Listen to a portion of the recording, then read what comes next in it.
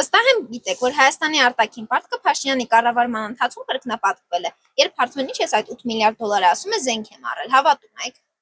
Դե զենք առալ, հորա, խսվել։ Հələ զենք երնեղ վակալան Հայաստան Ղարաբաղը, մստուալ տկուլոր։ Երկինի թորքներ կռը վրա, դերցալ ձերքա։ Չէ, հավատում չէ, բնականաբար կոռուպցիան